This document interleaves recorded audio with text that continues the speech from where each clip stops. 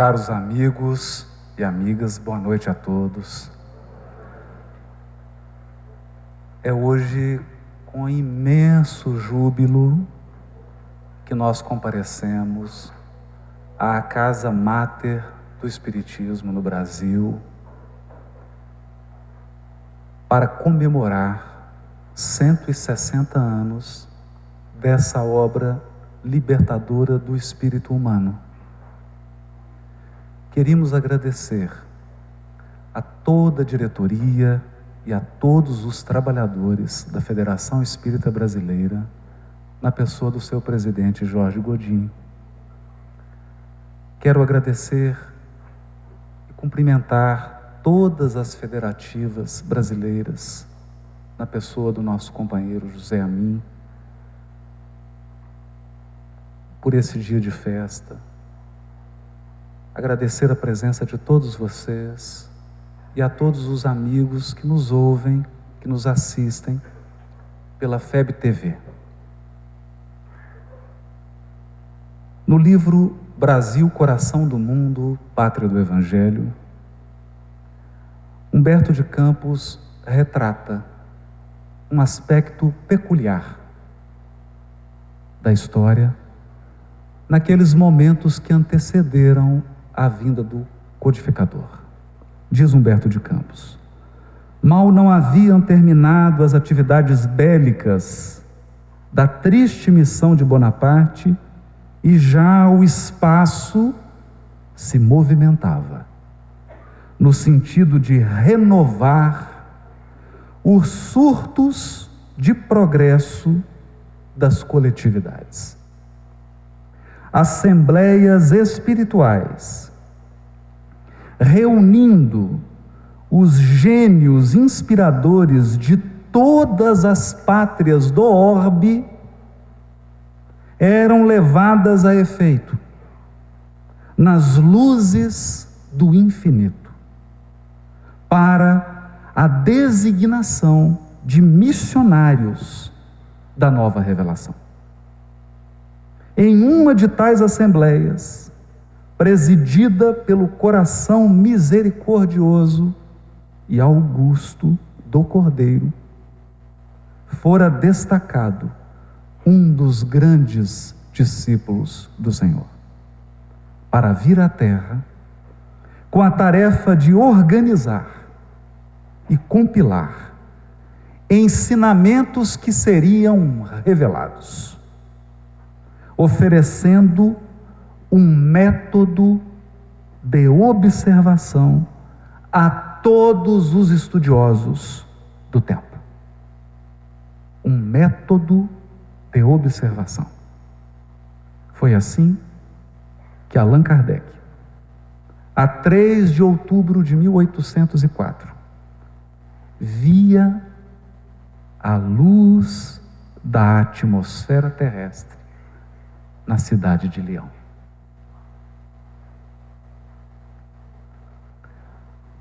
O que nos chama a atenção nessa fala reveladora do espírito Humberto de Campos, pelas mãos abençoadas de Francisco Cândido Xavier, é que os espíritos gênios tutelares da humanidade, responsáveis por alavancar o progresso humano em todas as áreas do conhecimento e da experiência, continuam se reunindo em assembleias no mundo espiritual, nas esferas superiores, deliberando, dialogando, inspirando, agindo e enviando seus missionários. Não raro, eles mesmos, esses gênios tutelares, sob o comando do governador espiritual do orbe, encarnam no mundo físico, a fim de abrir os olhos dos encarnados para ângulos que eles não são capazes de enxergar por si próprios. E nesse mecanismo de intercâmbio, em que vigora a previdência, a providência, mas sobretudo o amor de Deus, nós podemos construir o nosso crescimento espiritual com o auxílio da experiência daqueles que são vanguardeiros do progresso, daqueles que nos precederam na longa e árdua jornada da evolução espiritual. Em uma dessas assembleias, foi eleito pelo próprio Cordeiro esse missionário, que na sutileza da observação do Espírito Humberto de Campos, viria oferecer aos encarnados um método de observação. Atentemos para a expressão, um método de observação. E a partir desse método de observação, seria capaz de compilar, de organizar e de apresentar didaticamente um conjunto de princípios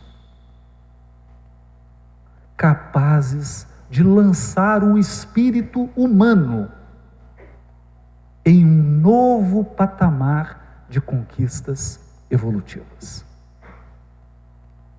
A ciência receberia a luz do sentimento. A ciência seria convidada a dar as mãos à bondade. A filosofia seria resgatada dos seus labirintos obscuros e convidada a edificar o seu raciocínio em bases seguras. E a religião receberia, talvez, o seu maior convite. O convite para a edificação de um templo interior, a fim de que o Criador pudesse ser ouvido, pudesse se relacionar conosco a partir da nossa própria intimidade. Nascia, então, em 18 de abril de 1857, esse projeto pedagógico que nós poderíamos palidamente comparar. A imagem é pálida. Da mesma maneira que Galileu tomou do telescópio e abriu para a história humana uma nova perspectiva de observação do universo, o Livro dos Espíritos representaria, como condensação desse novo método de observação, um gigantesco telescópio, descortinando para o espírito humano os ambientes inexplorados da pátria espiritual. Mais uma vez, as estrelas seriam um roteiro seguro, guiando aquele que jornadeia. Mas agora, não mais estrelas materiais. Agora, estrelas da espiritualidade. Os Espíritos do Senhor. Aqueles que dirigem o processo educativo e evolutivo do orbe. Se apresentariam, doando, cedendo gratuitamente a sua experiência, para que nós pudéssemos nortear o nosso processo de crescimento íntimo, com base na verdade, na sinceridade, na busca genuína das leis que presidem o mundo físico e o mundo espiritual. Humberto de Campos Prossegue dizendo: ia resplandecer a suave luz do Espiritismo. Depois de certificado o Senhor da defecção espiritual das igrejas mercenárias que falavam no globo em seu nome, todas as falanges do infinito se preparam para a jornada gloriosa. As abnegadas cortes de Ismael trazem as suas inspirações para as grandes cidades do país, do Cruzeiro, conseguindo interessar indiretamente grande número de estudiosos.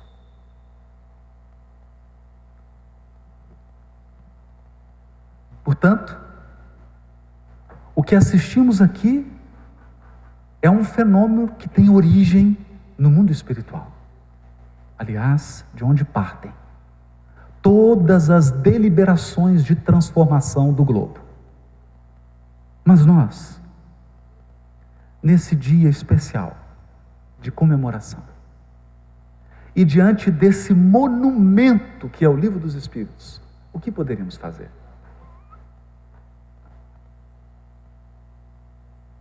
Eu optei então por agir à maneira do fotógrafo. Alguém que despretensiosamente, diante de um grande monumento, seleciona alguns ângulos para fotografar, alguns enfoques. Já peço perdão, a nossa fala será incompleta. A nossa fala não tem a pretensão de percorrer os vastos caminhos propostos pelo Livro dos Espíritos. Ela pretende apenas escolher alguns detalhes que nos chamam a atenção, que nos tocam mais fundo o coração. No Livro dos Espíritos, capítulo 5, questão 222, Kardec escreve um comentário. Não é novo, dizem alguns, o dogma da reencarnação. Ressuscitaram-no da doutrina de Pitágoras. Essa era uma crítica dirigida a Kardec e ao Espiritismo, alegando que o Espiritismo não era original. Ele não trazia ideias novas. Kardec reproduz a crítica e na linha seguinte responde: nunca dissemos ser invenção moderna a doutrina espírita. Constituindo uma lei da natureza, detalhe, constituindo uma lei da natureza, o Espiritismo há de ter existido desde a origem dos tempos. E sempre nos esforçamos por demonstrar que dele, do Espiritismo, se descobrem sinais na antiguidade mais remota. Talvez esse ângulo seja importante frisar. Porque nós temos um hábito corriqueiro de imaginar que o Espiritismo são as 5 obras da codificação.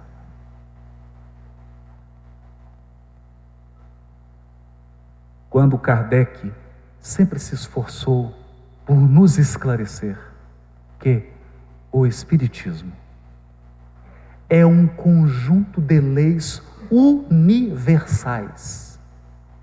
que vigoram no universo infinito de Deus.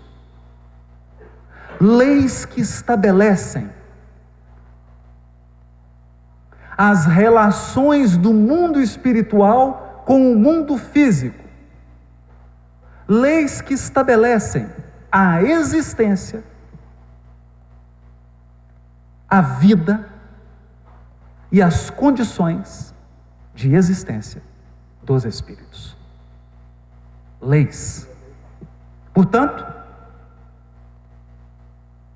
o livro dos espíritos funciona como um resumo pedagógico, aliás, brilhante resumo pedagógico,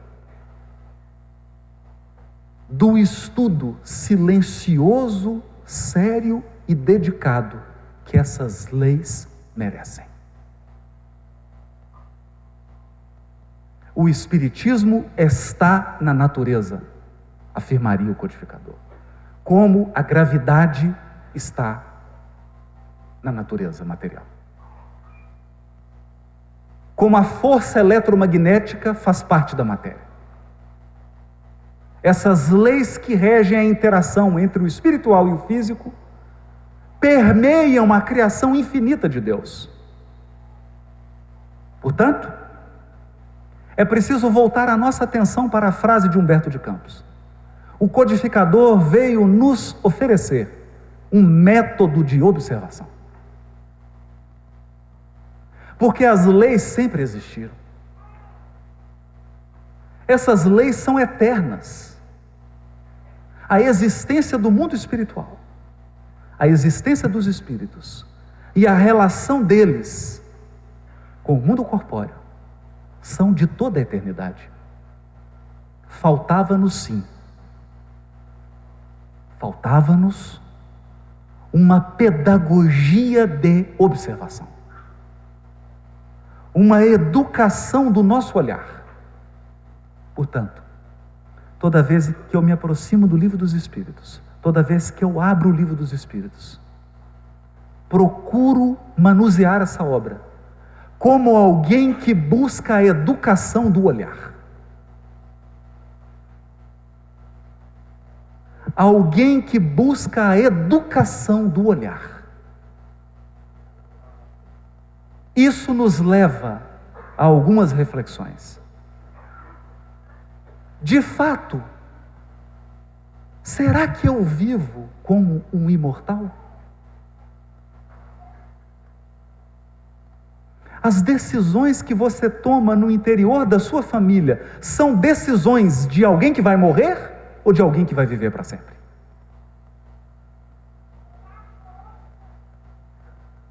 A maneira como você lida com os bens materiais é uma maneira que reflete um mortal ou a maneira que reflete um imortal? Como você se relaciona com seu semelhante? Como você trata suas relações afetivas? Como você exerce a sua profissão? Como você se porta no seu ambiente religioso? Como você fala? Como você lida com a verdade? Como alguém que vai morrer? Como alguém que vai acabar? Como alguém que é só corpo? Como alguém que tem poucos anos? Nesse breve espaço do berço ao túmulo? Ou o seu olhar está dirigido ao infinito e à eternidade? Você constrói relacionamentos que vão durar para sempre? Você faz escolhas que vão se sustentar pela eternidade? Um método de observação. Sim. Sim. Mas é preciso dizer uma coisa. Muitas vezes, quando você reúne aquilo que já sabe, de uma maneira peculiar, você aprende algo novo. Porque relacionar aquilo que você já sabe também é conhecimento novo. Conjugar aquilo que você já conhece, articular o que você já domina em um molde diferente é também avançar. Eu gostaria agora de mostrar despretensiosamente as minhas fotografias do Livro dos Espíritos. Fotografias, eu sei, pálidas.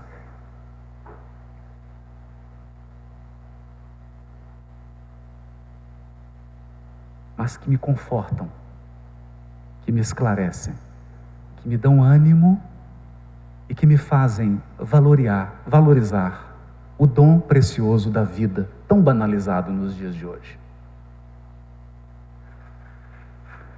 Afirmou o benfeitor Emmanuel que o Espiritismo é uma figura simbólica que projeta três aspectos. Projeta três aspectos. Isso significa que se você tomar um cano de água, um cilindro, e você fotografá-lo na lateral, a imagem que esse cano de água projeta é um retângulo. Se você pegá-lo por trás ou pela frente, a imagem que ele projeta é um círculo. Mas o cano de água não é nem um retângulo e nem um círculo. Ele é mais que isso. E não adianta você somar o retângulo com o círculo, que você não vai obter um cano de água.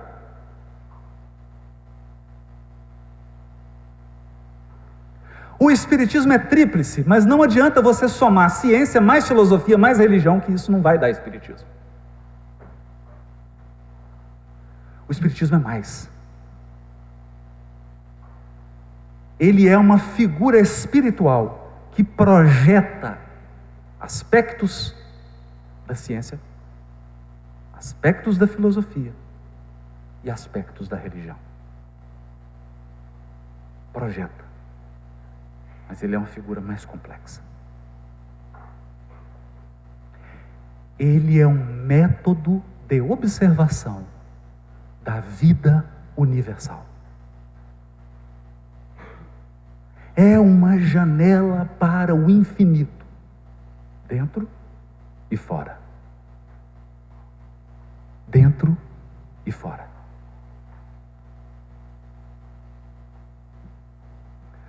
Observando a projeção do Espiritismo nos seus aspectos de ciência,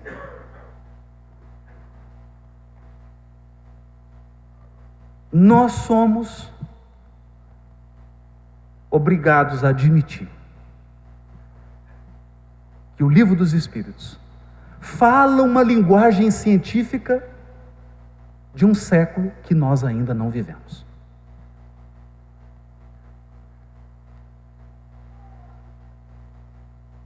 Hoje, com todo o avanço da tecnologia, internet, da robótica, nós começamos a cogitar sobre inteligência. O que é inteligência?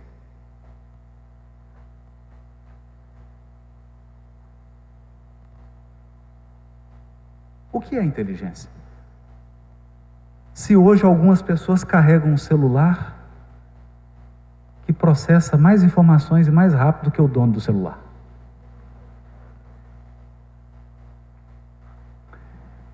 E o Livro dos Espíritos nos apresenta o Espírito como o princípio inteligente do universo.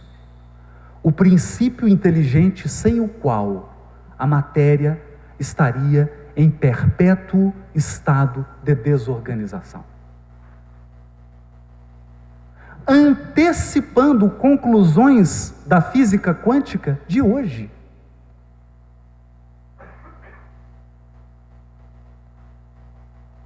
Em que os pesquisadores da física começam a cogitar que se a observação realmente está inserida num contexto mais amplo do que é observado, se a observação acaba por interferir, talvez seja preciso agregar um outro elemento ao elemento material, para que possamos entender com precisão a matéria. E esse elemento é a consciência.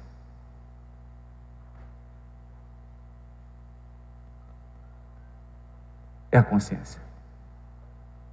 Ou como diz uma certa corrente da física quântica, a proto-inteligência. Uma inteligência rudimentar que estaria por trás dos fenômenos da matéria. Exatamente o que o Livro dos Espíritos propõe quando trata do princípio inteligente. Mas eu não quero parecer obscuro, então resolvi selecionar um texto do livro A Gênese, 1864. Eu não preciso lembrar ninguém, se você tem alguma dúvida, consulta aí no Google, joga Einstein. Você vai ver quando Einstein chamou a atenção do mundo para a teoria da relatividade geral, mostrando que espaço e tempo compõem uma mesma unidade e que o tempo é um fenômeno relativo e atrelado à gravidade. Pois bem, no capítulo Uranografia Geral, o médium, astrônomo ilustre, Camille Flammarion, o espírito, Galileu. No item 2. Item 1 e 2. Item intitulado Espaço e Tempo. Essa é a mensagem. O livro foi publicado em 1864 e ele diz assim: se continuarmos durante anos, séculos, milhares de séculos, milhões de períodos 100 vezes seculares e sempre com a mesma velocidade do relâmpago, nenhum passo igualmente teremos avançado, qualquer que seja o lado para onde nos dirijamos e qualquer que seja o ponto para onde nos encaminhemos, a partir desse grãozinho invisível de onde saímos e aqui chamamos Terra. Eis aí o que é o espaço.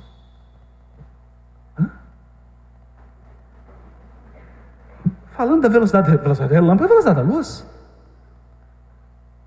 Velocidade da luz como parâmetro para medir distância no espaço? Então Einstein leu a Gênese. Mas aqui vocês vão ficar mais surpresos. Ele diz assim: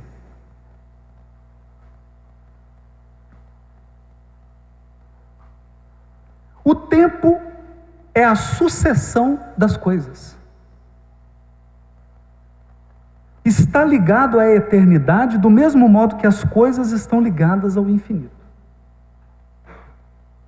Suponhamos-nos na origem do nosso mundo, na época primitiva em que a Terra ainda não se movia sob a divina impulsão. Numa palavra, no começo da Gênese. O tempo, então, ainda não saíra do misterioso berço da natureza. O tempo vinculado ao orbe? E ninguém pode dizer que época de séculos nos achamos, porquanto o balancinho dos séculos ainda não foi posto em movimento. Mas silencioso, soa na sineta, e aí ele continua. Tantos mundos na vasta amplidão, quantos tempos diversos e incompatíveis. Essa mensagem mediúnica estava errada na época em que foi recebida. Porque, não é isso, professor? Minha consultoria de física, eu não sou bobo, né, Godinho? Por quê?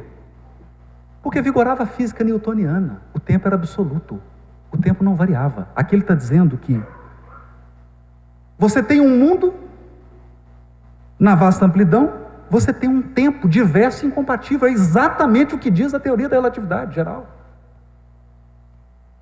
O tempo é um em cada orbe. Era esse gigante Galileu trazendo a sua experiência de espírito e compartilhando conosco, antecipando aquilo que décadas adiante seria desenvolvido matematicamente e receberia o nome de teoria da relatividade. O tempo é relativo a cada corpo celeste, a cada massa, porque está atrelada ao espaço e é sensível à gravidade. O tempo é relativo, mas uma coisa é absoluta: a velocidade da luz que ele utilizou. Então,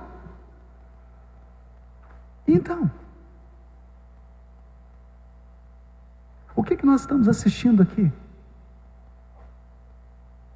Estamos assistindo a um capítulo novo na evolução do ser humano.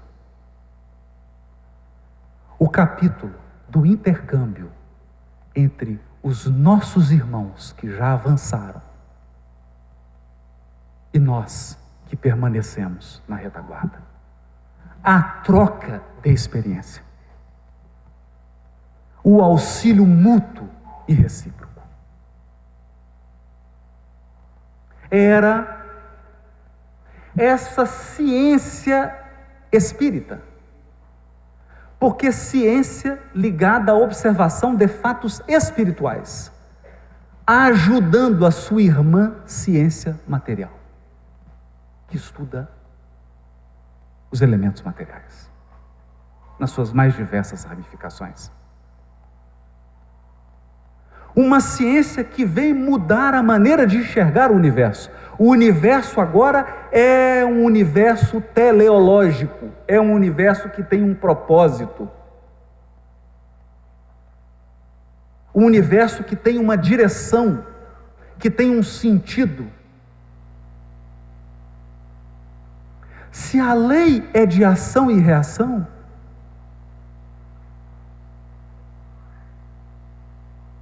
e se eu sou um espírito endurecido, eu posso ficar várias reencarnações oscilando entre vítima e algoz? Hoje eu bato, amanhã eu apanho. Depois eu bato de novo, apanho de novo. Bato e apanho. Andando em círculos. É possível? São questões. Porque o livro dos Espíritos veio iluminar nosso raciocínio. Veio libertar nosso raciocínio de algemas constrangedoras, que são as algemas do materialismo e as algemas da desconexão de Deus. Dois elementos que escravizam o raciocínio humano.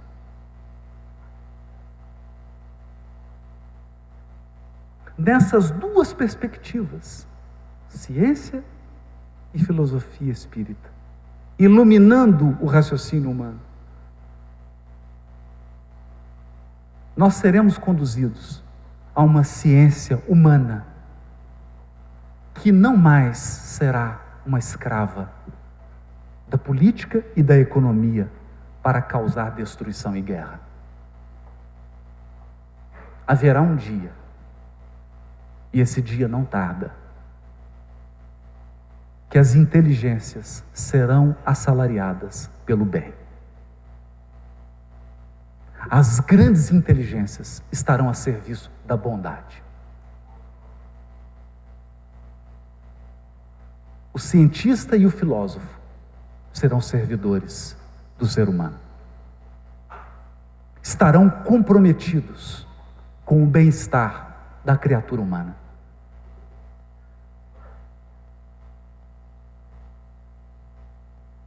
E não com a destruição. Esse dia chegará.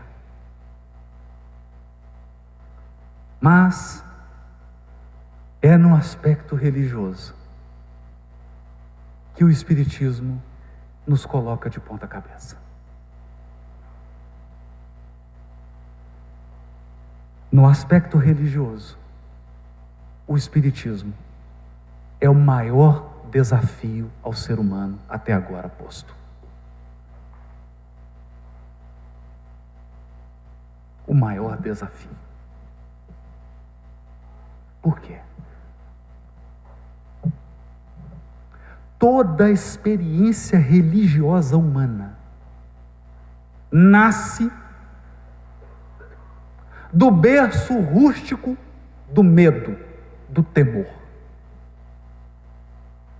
Temendo o relâmpago, temendo os fenômenos naturais, temendo aquelas forças que o ser humano não era capaz de controlar. O ser humano começa a dar nome a essas forças, começa a reverenciá-las.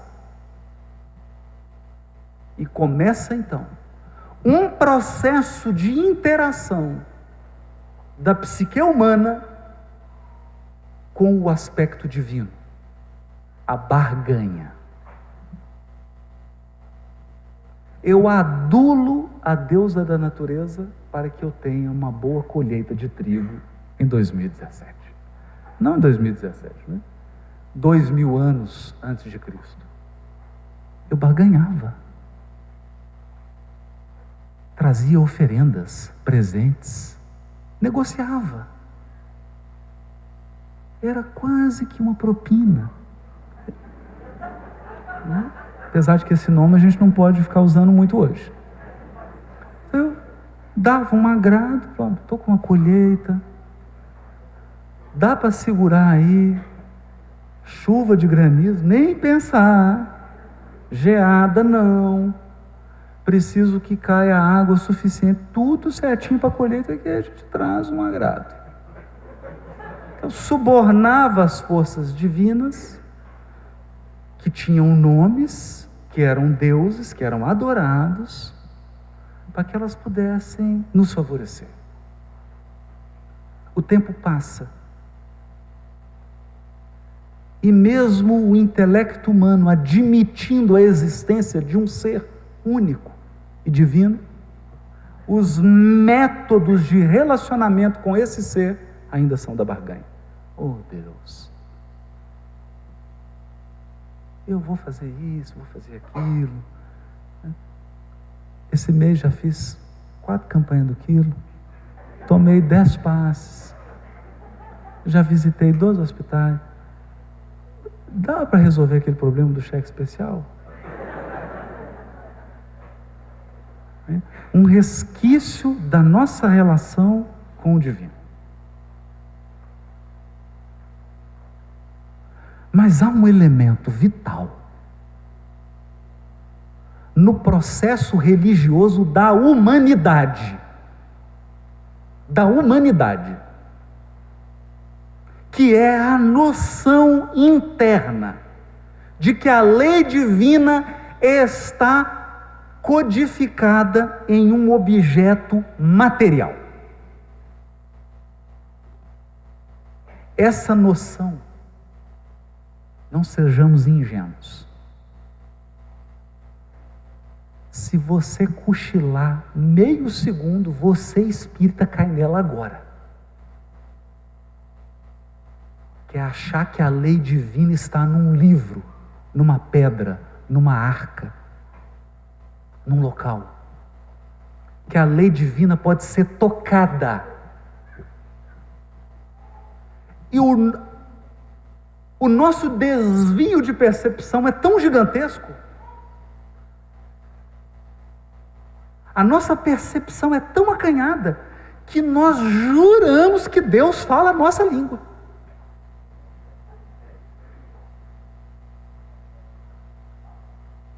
Ou que Deus fala o idioma X e o idioma Y. Porque, claro, a lei divina está gravada em um idioma humano.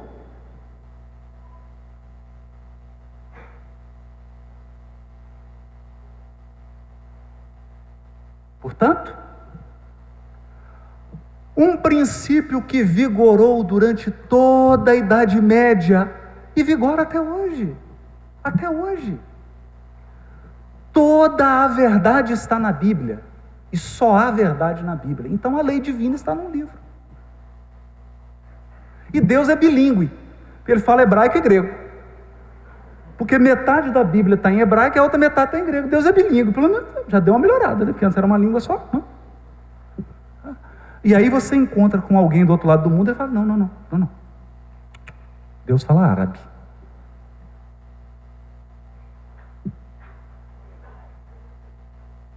Fala árabe.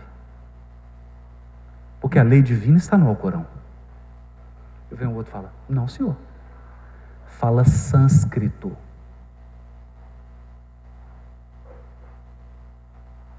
Escreveu um livro. E eu estava presente no dia da edição. Deus até autografou.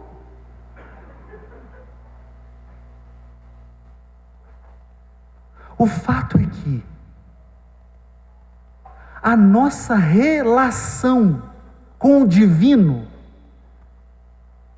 no mais profundo do nosso psiquismo, está intermediada por um livro, seja qual for ele.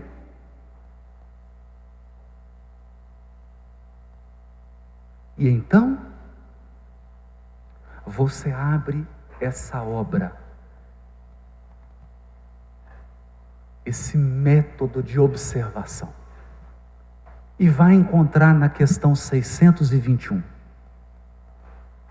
a primeira revolução do pensamento religioso na Terra, onde está escrita a lei de Deus. Em qual livro? Numa pedra? Numa tábua? Em que língua? Quantas páginas tem? Não.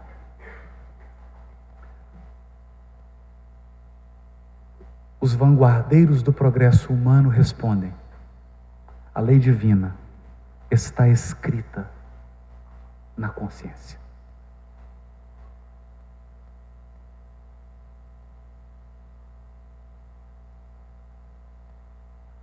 Bom, é preciso pensar sobre isso.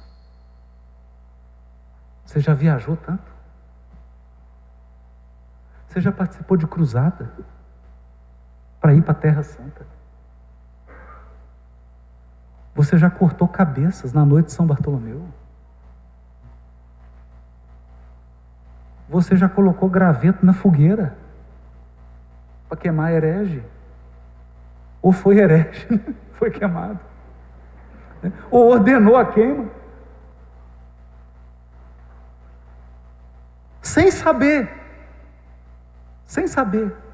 que você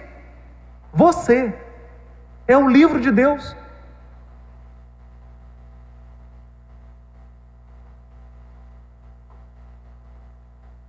Você é o livro sagrado.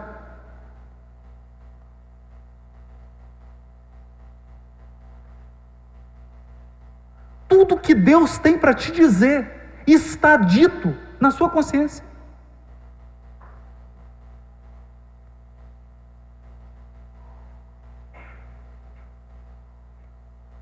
Não há nada mais sagrado do que a sua consciência. Não há altar mais prodigioso do que a sua própria intimidade. Nenhum templo se compara ao seu interior. Você é a montanha onde Deus se manifesta.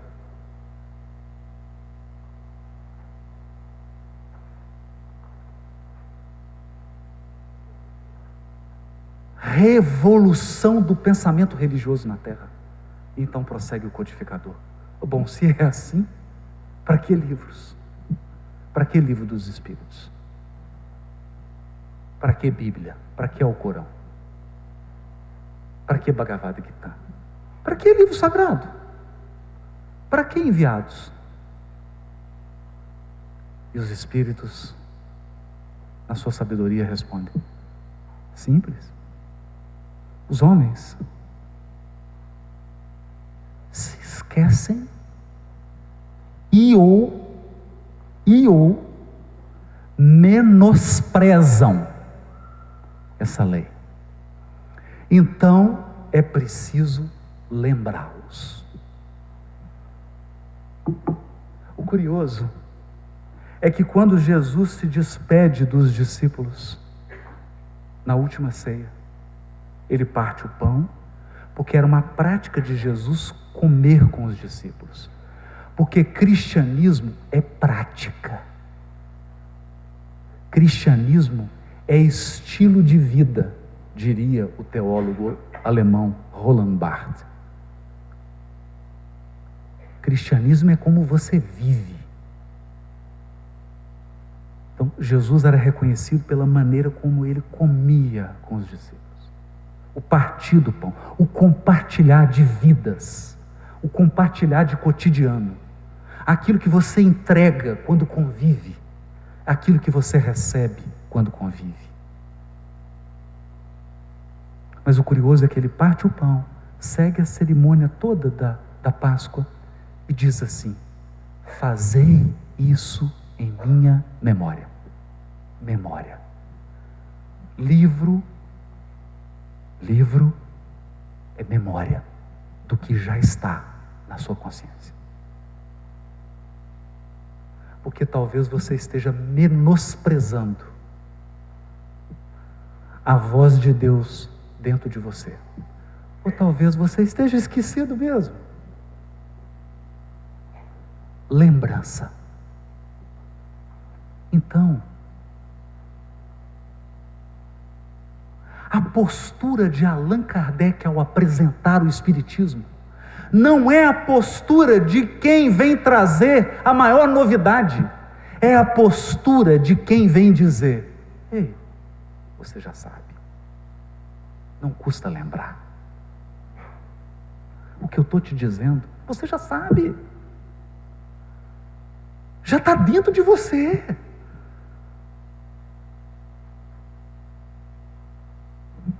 Não precisa nenhuma suntuosidade.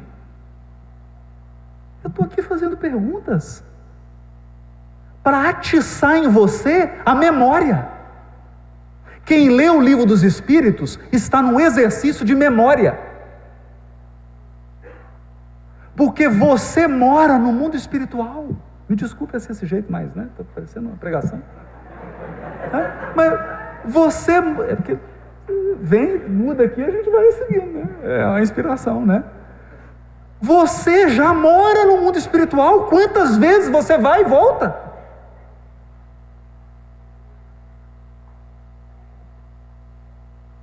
Quantas vezes?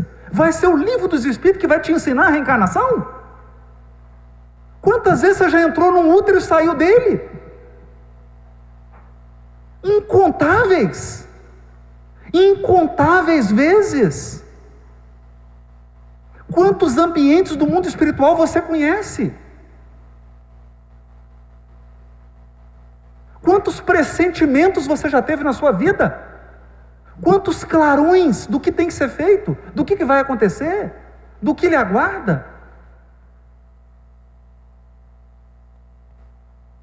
O Livro dos Espíritos vem como um remédio para a memória. Vem acordar a nossa consciência.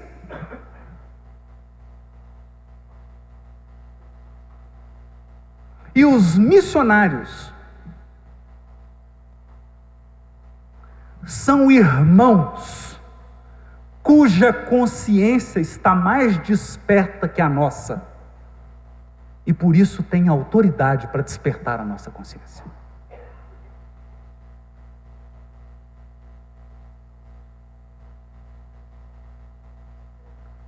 Essa fotografia eu gosto muito. Porque se depois disso você perguntar se o Espiritismo é uma religião, eu paro a conversa. Não, o Espiritismo não é a religião. O Espiritismo é a sua consciência. Escrita. Na esperança de que eu e você não nos esqueçamos. Ou pior, não menosprezemos.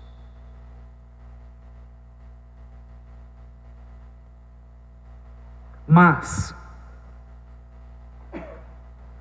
ao corajosamente fazer a grande pergunta da religiosidade, a grande e corajosa pergunta: para que religiosidade? Para quê? Qual a consequência de ser alguém com religiosidade e espiritualidade? Qual que é a consequência disso? Tem alguma consequência? Ou será que religiosidade é um colar que você coloca no pescoço para enfeitar o seu traje? Não. A consequência da espiritualidade, a consequência da religiosidade é um agir moral.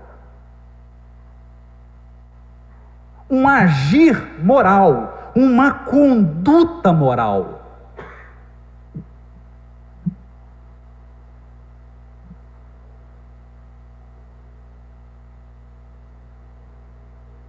Se o foco, se a nossa busca religiosa é uma conduta moral, quais são os princípios morais que nos orientam?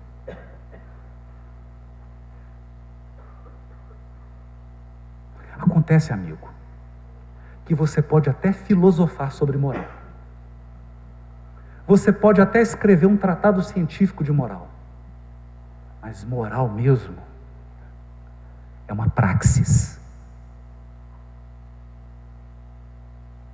Moralidade é uma forma de viver e de se comportar. Portanto, Kardec irá afirmar: o Espiritismo não veio inaugurar nenhuma moral nova. A moral espírita é a moral do Cristo. Então, será que nós compreendemos o Cristo? Será que depois de 17 séculos, 17 séculos de mensagem cristã no orbe, nós tínhamos compreendido o Cristo?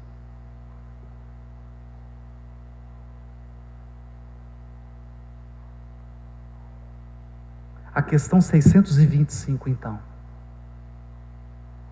traz a outra grande revolução do pensamento religioso.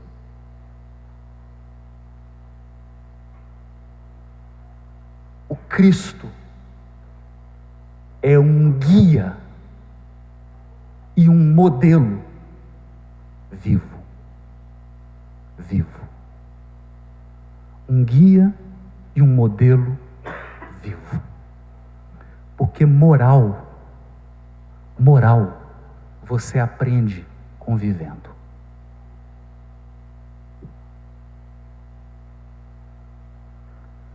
Portanto, se eu pudesse resumir o aspecto religioso do Espiritismo em poucas palavras, eu diria: a proposta religiosa espírita é uma proposta de convívio com o Cristo, convívio cotidiano, 24 horas por dia.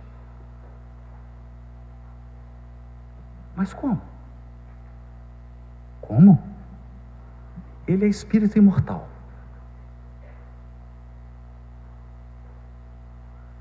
Ele é espírito que ultrapassa o topo da escala espírita.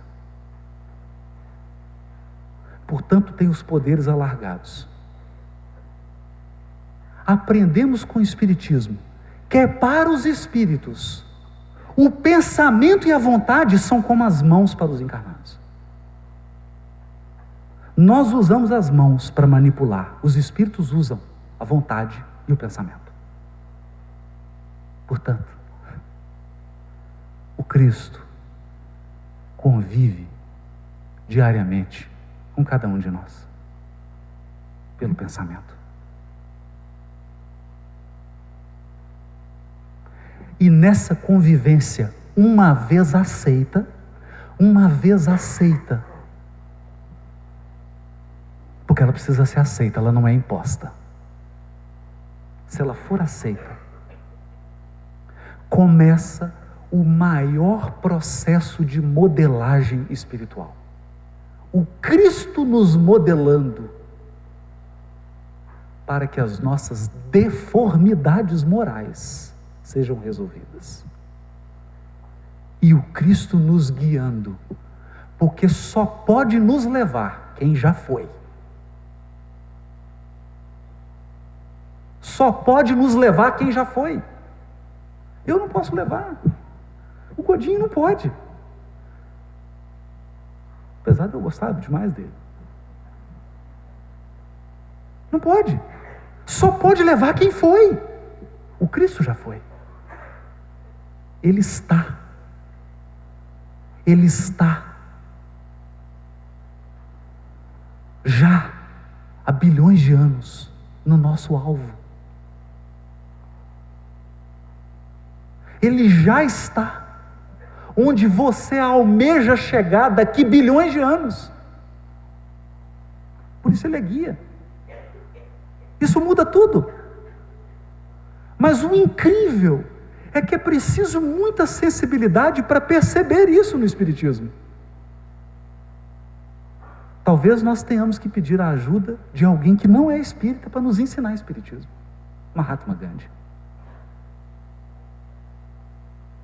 Perguntaram para Gandhi: Gandhi, o que é preciso fazer para o cristianismo se difundir na Índia? Que pergunta mais agressiva, né?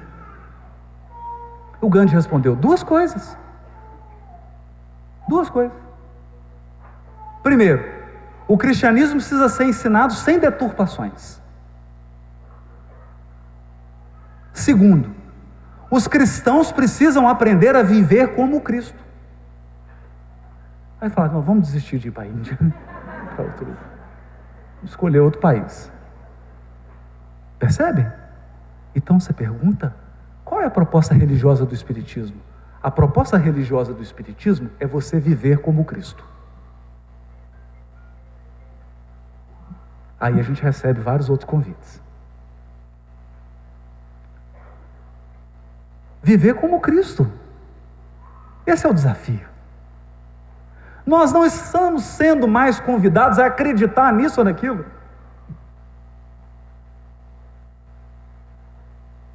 A proposta religiosa espírita é viver como. Porque você pode acreditar em Deus e viver como um ateu.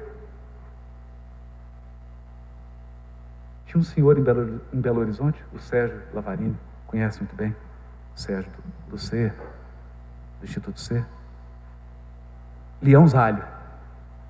O leão dizia assim: olha, meu filho, tem uma coisa que está me assustando muito. O que tem de espírita que acredita em Deus e é órfão?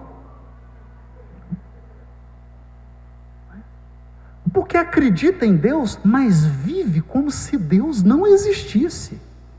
E pior, vive como se Deus não fosse seu pai.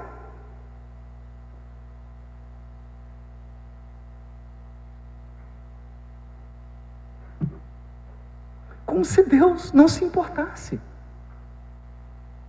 E a pessoa pergunta assim: mas será que Deus se importa com a minha vida? Ninguém me conhece.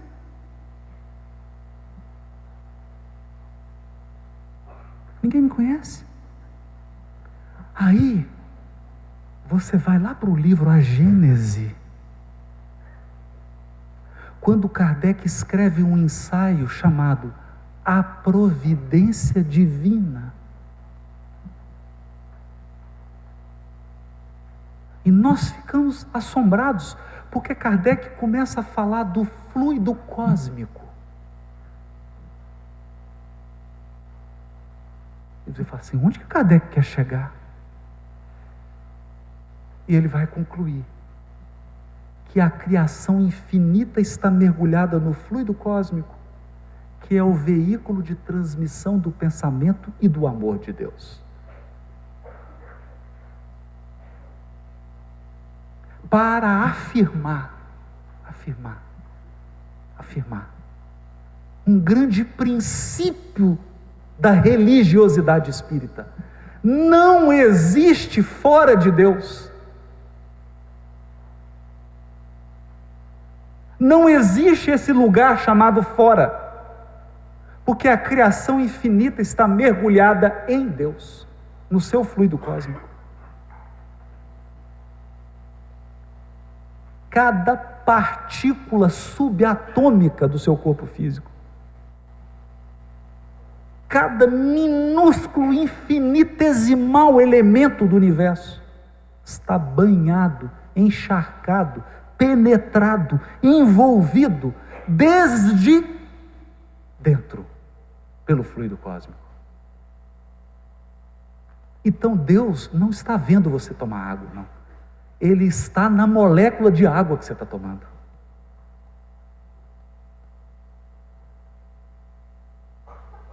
Portanto, Deus não é alguém que criou o universo, construiu um programa para organizar tudo e tirou férias.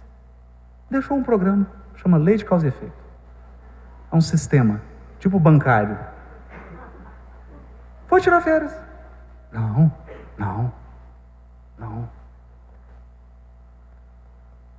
Providência divina significa você está sob permanente tutela divina, individual.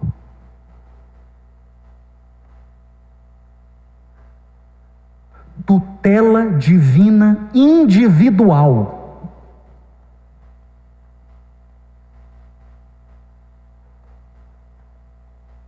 Talvez você pergunte, eu não consigo entender isso. Ama primeiro que você vai entender. Quando você ama alguém, de verdade, você vai entender o que é isso. O que é esse interesse? E Deus nos ama infinitamente. Muito antes que nós fôssemos capazes de compreender o que é o amor. Nós já somos infinitamente amados. Me diga, meu amigo, minha amiga, você não acha isso uma mudança de paradigma?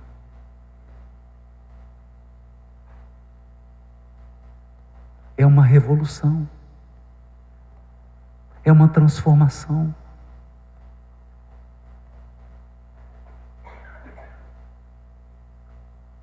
O Livro dos Espíritos é um gigantesco telescópio que nos permite observar a criação divina e infinita de Deus, mas que também nos permite ver em minúcias esse universo infinito que é a intimidade de cada um de nós.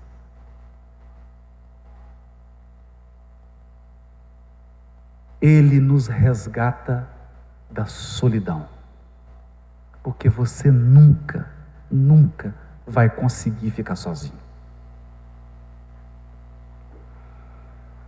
Há uma presença absoluta dentro de você, seu Criador.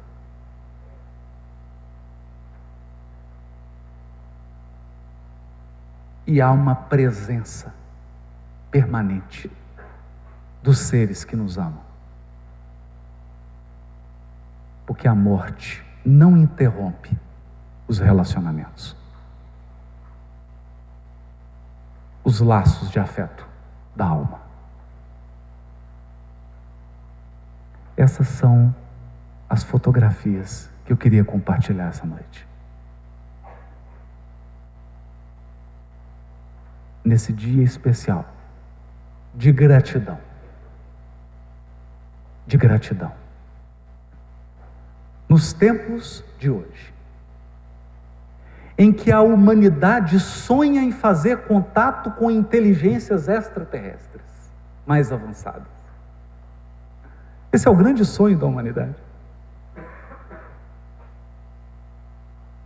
Chegasse aqui uma nave e nós pudéssemos fazer pergunta de matemática, de física, de química, de filosofia.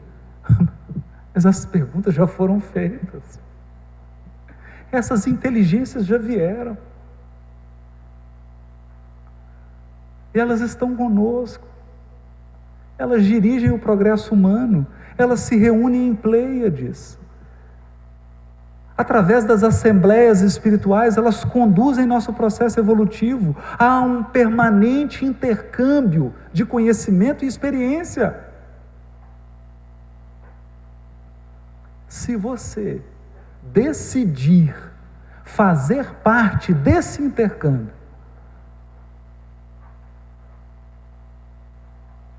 tenha um livro dos Espíritos permanentemente com você. Mas leia.